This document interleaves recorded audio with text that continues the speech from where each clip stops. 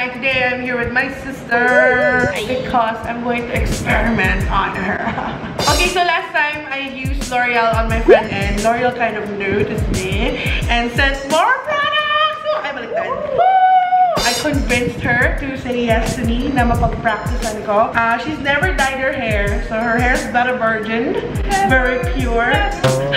So since the #1 most searched hair color style on YouTube is the DIY ng mga ash brown, and I've been using ash brown for the past 2 videos, the one on me, the one on my friend. So now we're gonna try to see it lift my sister's hair. If you're less daring for ombre and other styled hair, let's try a full-headed na brown for the more simple girls out there na gusto nila na solid colors lang. And I think my sister's been wanting to go lighter, pero since I told her na ayoko ng abrupt na bleach, so this one will lift your hair naman 4 times than your normal hair. So sabi ko, let's do it baby steps first. Let's start with the ash brown, and then if she wants it lighter eventually, she can just do it next time. So inside, once again, unboxing ulit in case you haven't seen my previous video. Oh, by the way, you can buy this for $3.99. $3.99.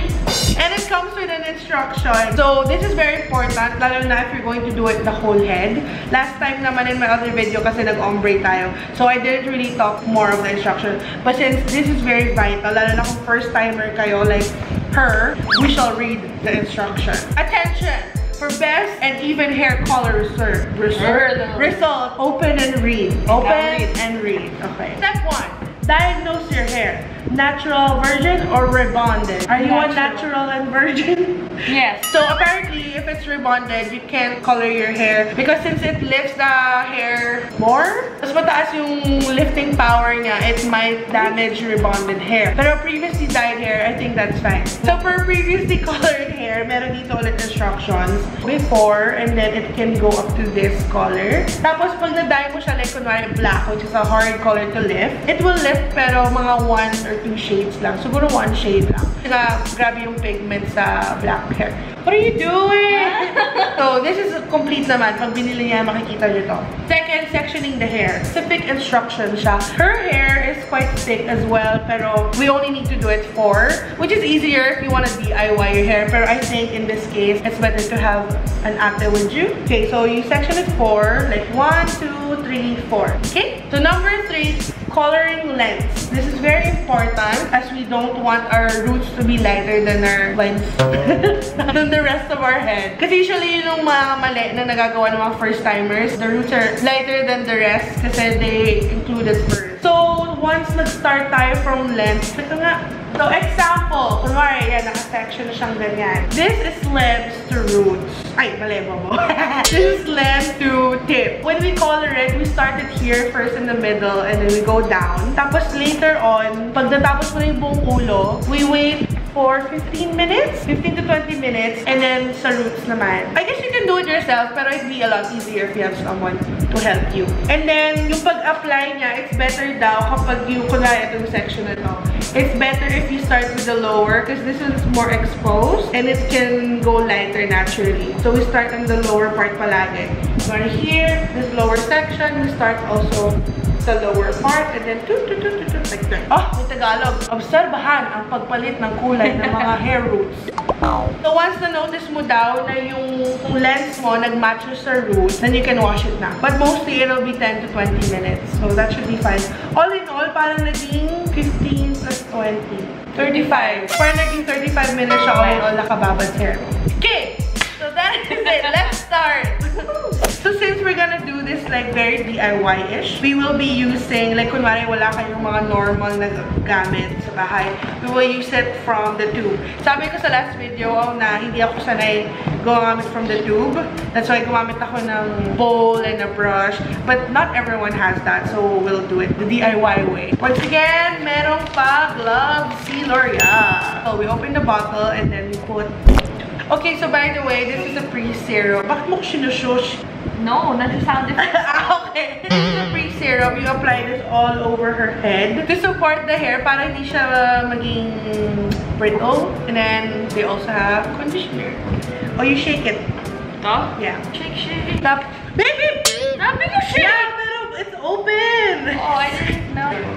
You might poke me. Gosh. Babe! Ang mahiwagang cape. This is very cheap, guys. You can buy this from mga beauty salon shops. I'm Batman. Babe! Stop! Babe! Baby! Baby naman eh. Sunugin ko buhok mo. So we'll be using this nozzle. Para siyang comb.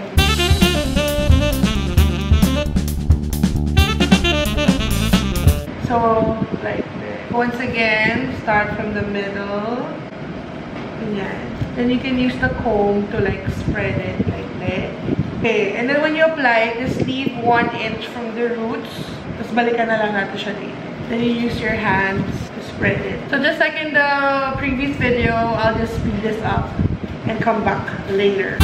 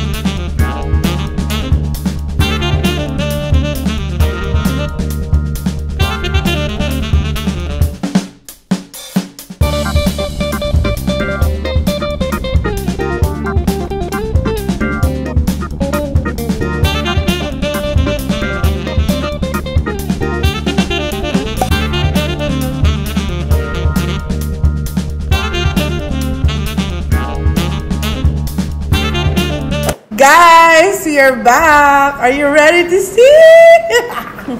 We're so excited. 1, 2, gender reveal to guys.